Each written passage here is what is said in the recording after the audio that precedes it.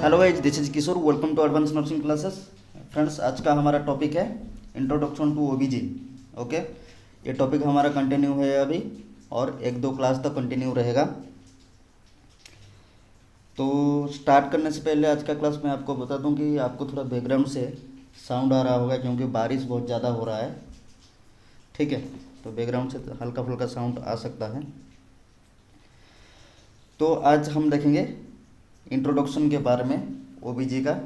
Last class में हमने discussion किया था कि मेल रिप्रोडक्टिव सिस्टम के रिगार्डिंग। ठीक है, हमने वहाँ पे पढ़ा था कि फॉर्मेशन ऑफ स्पर्म कैसे होता है।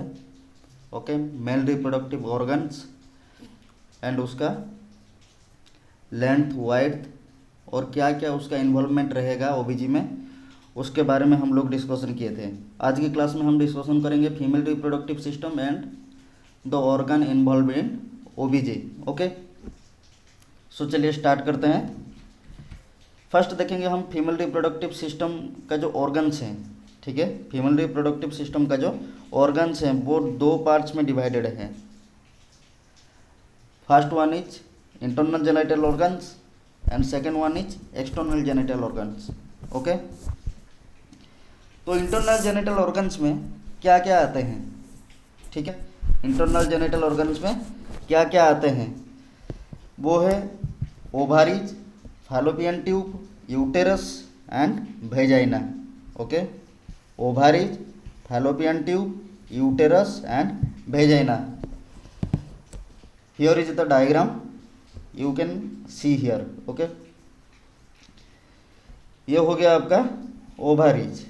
ठीक है, ये हो गया ओवारीज जो कि कहाँ पे प्रेजेंट है, यूटेरस के दोनों साइड में। ओके, ये जो ट्यूब आपको देखने में आ रहा है ये है फैलोपियन ट्यूब। ओके, ये जो ट्यूब देखने को मिल रहा है ये है फैलोपियन ट्यूब। ठीक है, ये हो गया कंप्लीट यूटेरस। ये जो है कंप्लीट ये हो गया uterus. Okay, and this portion is known as vagina. ठीक है,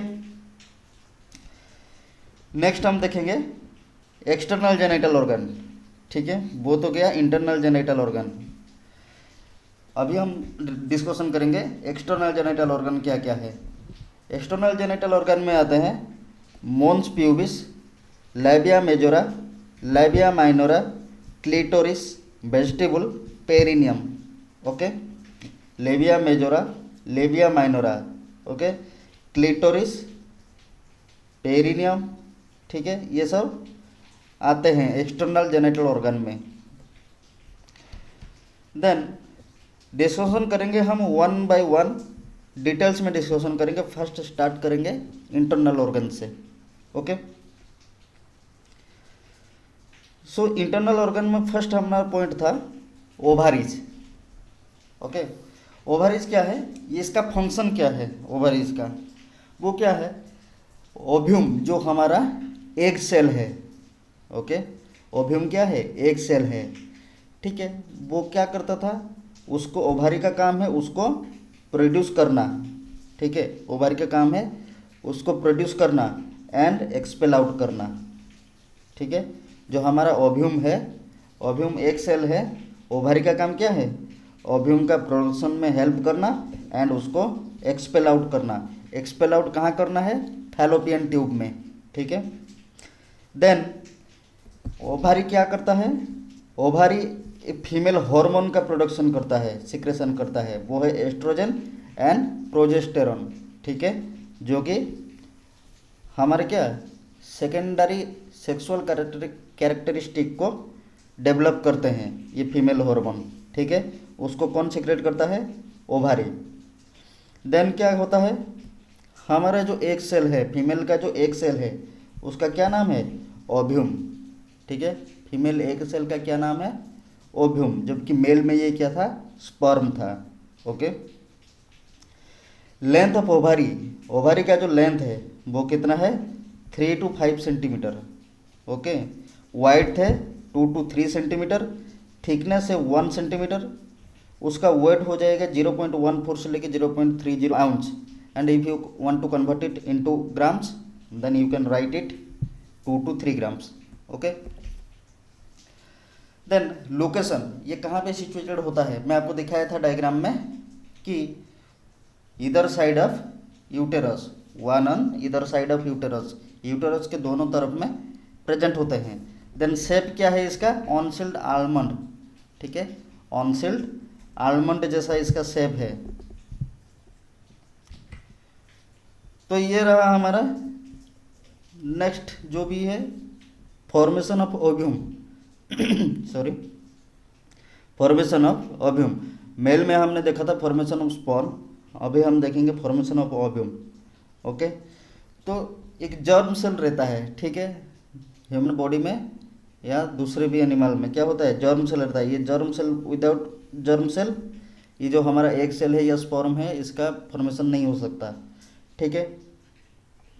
तो जर्म सेल क्या होता है, oogenesis प्रोसेस के थ्रू वो प्राइमरी oocyte में कन्वर्ट होता है। ओके, ये जो जर्म सेल है ये हम डिस्कशन कर रहे हैं फॉर्मेशन ऑफ ओव्यूम, ठीक है। तो जर्म सेल रहता है, जर्म सेल क्या होता है, oogenesis प्रोसेस के थ्रू जाके प्राइमरी oocyte में कन्वर्ट होता है।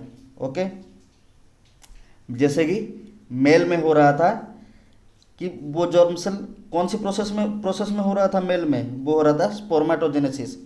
आई थिंक स्पर्मेटोजेनेसिस उसमें मेंशन नहीं किया हुआ है, आई एम सॉरी, इसीलिए। तो वो क्या होगा, जर्म सेल उसमें कौन सी प्रोसेस में आएगा, स्पर्मेटोजेनेसिस में। ओके, बट यहाँ फीमेल में क्या होता है, जर्म सेल आता है oogenesis के प्रोसेस में कन्वर्ट होता है प्राइमरी oocyte में। Okay, and primary oocyte again divided होता है secondary oocyte and first polar body में, ठीक है। लेकिन मेल में ऐसा नहीं होता था, मेल में क्या होता था, स्पर्मेटोजेनेसिस के थ्रू आके क्या होता था, वो primary spermatocyte and secondary spermatocyte इसमें कन्वर्ट होता था, बट इसमें नहीं होता, इसमें सिर्फ प्राइमरी oocyte में कन्वर्ट होता है। ओके, जर्म सेल किस में कन्वर्ट होता है, प्राइमरी oocyte में। Then primary oocyte again divide होता है secondary oocyte and first polar body में, और वो सेकेंडरी oocyte क्या कन्वर्ट करता है, प्रोड्यूस करता है एक ऊटेड, जो कि हमारा इमैच्योर ओव्यूम है। ये ऊटेड क्या है, ऊटेड इज द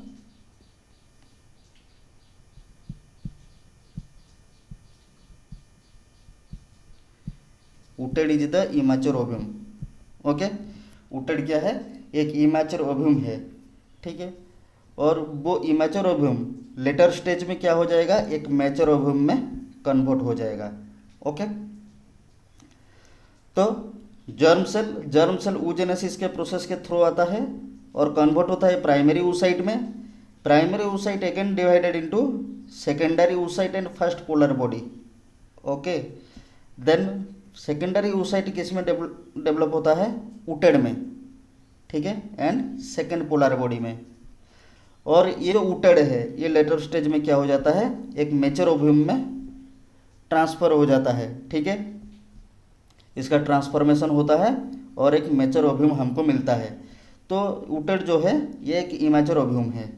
एंड हमने यहाँ पे क्या देखा कि जो जर्म सेल है, एक जर्म सेल से हमको क्या मिला, एक ही ओव्यूम मिला। एक जर्म सेल से क्या मिला, एक ही ओव्यूम मिला हमको। बट मेल में ऐसा नहीं होता था। मेल में क्या देखे थे हमने कि वन जर्म सेल से कितना ओव्यूम, हम कितना स्पर्म मिलता था, 4 स्पर्म मिलता था। ओके, नेक्स्ट हम देखेंगे इसके सराउंडिंग से जो क्वेश्चन आते हैं, ये तो आपको समझ में आ गया होगा। तो इसके सराउंडिंग में से जो क्वेश्चन आते हैं उसके रिगार्डिंग हम डिस्कशन करेंगे। तो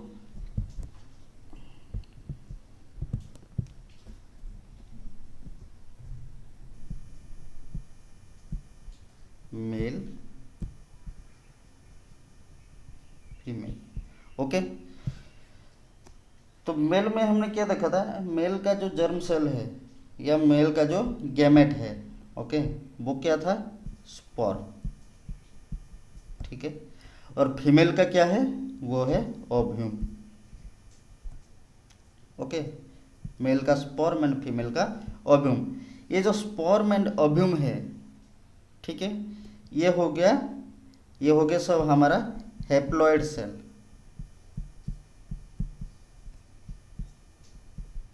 haploid cell,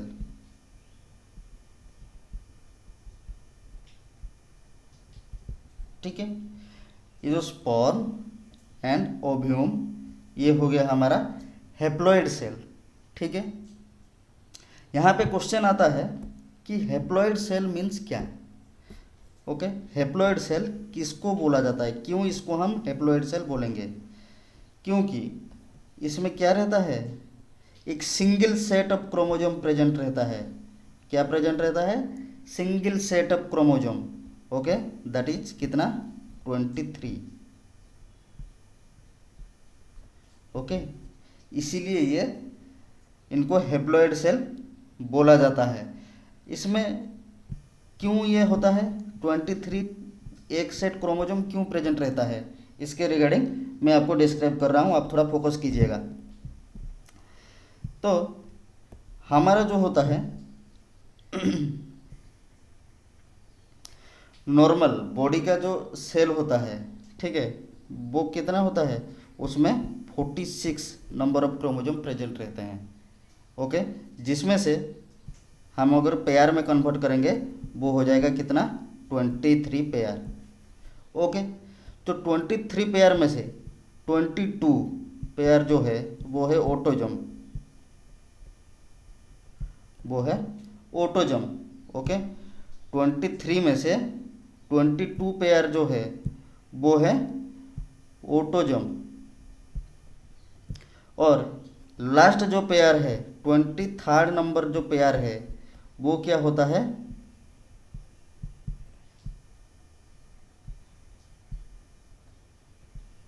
sex chromosome. Okay, वो क्या होता है, सेक्स क्रोमोजोम होता है। ओके, तो 46 number of chromosome normal cell में प्रेजेंट रहते हैं, जिसमें से 23 पेयर होता है 46 में से। ओके, जिसमें से 22 क्या होता है, ऑटोजोम होता है, एंड जो लास्ट पेयर क्या होता है, सेक्स क्रोमोजोम होता है, जो कि मेल में, ठीक है, मेल में ये क्या होता है, x and y, and female में ये हो जाता है डबल एक्स।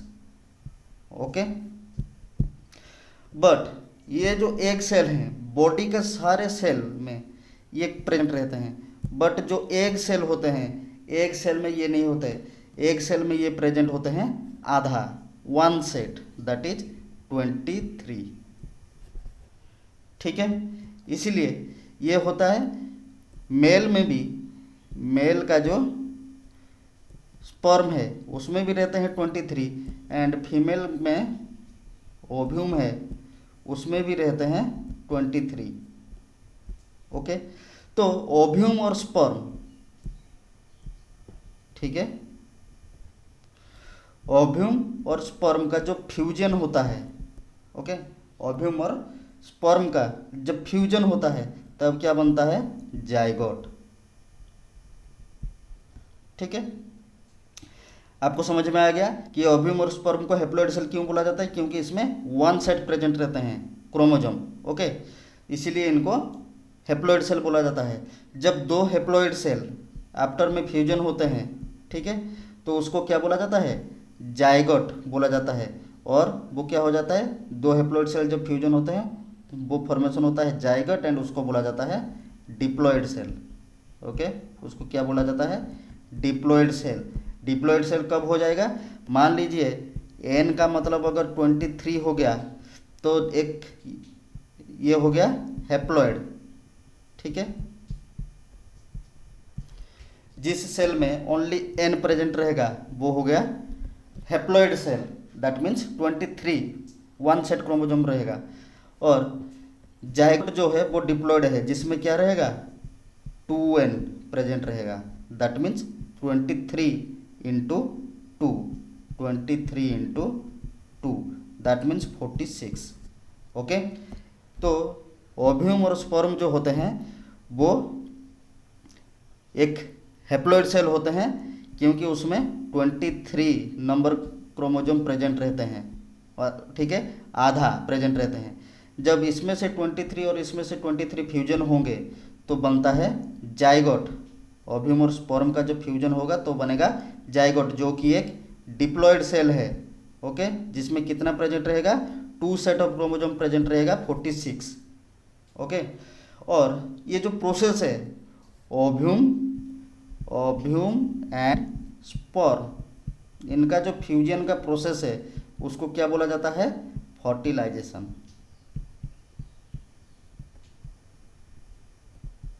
ठीक है, इसको क्या बोला जाता है? फर्टिलाइजेशन बोला जाता है। ओके, समझ में आ गया आपको कि क्यों इसको बोला जाता है हैप्लॉइड एंड डिप्लॉइड सेल क्या है? क्योंकि इसमें हैप्लॉइड में 23 1 सेट रहते हैं प्रेजेंट क्रोमोजोम, डिप्लॉइड में पूरा 2 सेट क्रोमोजोम प्रेजेंट रहते हैं 46, इसलिए इसको डिप्लॉइड बोला जाता है। ओके, एंड ओव्यूम और स्पर्म को जो फ्यूजन होता है वो प्रोसेस को क्या बोला जाता है? फर्टिलाइजेशन बोला जाता है। ओके, नेक्स्ट देखेंगे हम कि ये जो ओव्यूम है ये क्या है? ओव्यूम है वो लार्जेस्ट सेल है। ओके, वो ह्यूमन बॉडी का लार्जेस्ट सेल है और उसका साइज कितना है? 130 माइक्रोन। ठीक है, ओव्यूम का साइज कितना है? 130 माइक्रोन। और स्मॉलेस्ट सेल जो होता है फीमेल में वो है प्लेटलेट। मैं आपको बताया था कि मेल में जो लार्जेस्ट सेल है वो है न्यूरॉन, लाइक दैट फीमेल में जो सबसे स्मॉलेस्ट सेल है वो है platelet. Okay, life span of ovum, ठीक है, ओव्यूम का जो लाइफ है वो कितना है? 12 से लेकर 24 घंटे तक, इतने टाइम के अंदर ही ओव्यूम फर्टिलाइज हो सकता है। ठीक है, बाकी स्पर्म का कितना था वो टाइम? 48 से लेके 72 आवर्स तक। ओके, फॉर्मेशन ऑफ ओव्यूम, ये जो प्रोसेस है जर्म सेल से हमारा oogenesis होना, फिर ओव्यूम में प्रोडक्शन होना, ये जो टोटल प्रोसेस है कितना टाइम लगता है? 1 हफ्ते का टाइम लगता है, 6 से लेके 8 दिन। बट स्पर्म में क्या होता था? वो 61 डेज का टाइम लगता था। ओके, तो हमारा जो टोटल रिव्यू रहा कि हमारा male reproductive system and female reproductive system, इसमें हमने देखा कि सबसे ह्यूमन बॉडी में सबसे छोटा स्मॉलेस्ट सेल क्या है? स्पर्म है। ह्यूमन बॉडी में सबसे लार्जेस्ट सेल क्या है? ओव्यूम है। ये एग्जाम में आते हैं। ओके, और मेल में सबसे लार्जेस्ट सेल क्या है? न्यूरॉन। फीमेल में सबसे स्मॉलेस्ट सेल क्या है? प्लेटलेट्स। ओके, एंड उसका फॉर्मेशन का टाइम पीरियड और फर्टिलाइजेशन का ड्यूरेशन, कितने टाइम के अंदर वो फर्टिलाइज हो सकते हैं, उसको हमने डिस्कशन किया। ओके, तो फ्रेंड्स आज का क्लास यहीं पे कंप्लीट होता है। नेक्स्ट क्लास में हम डिस्कशन करेंगे कि ये जो ऑर्गन्स है फीमेल रिप्रोडक्टिव सिस्टम का रिमेनिंग ऑर्गन जो रह गया है उसके बारे में हम डिस्कशन करेंगे, लाइक फैलोपियन ट्यूब, यूटेरस। ठीक है, तो अगर आपको वीडियो अच्छा लगा तो आप वीडियो को प्लीज़ लाइक कीजिए, फ्रेंड्स के साथ शेयर कीजिए एंड चैनल को सब्सक्राइब कीजिए। ओके, और बने रहिए हमारे साथ और अच्छे से तैयारी कीजिए और एग्ज़ाम में जो कि आपको एग्ज़ाम में हेल्पफुल होगा। Okay, thank you so much.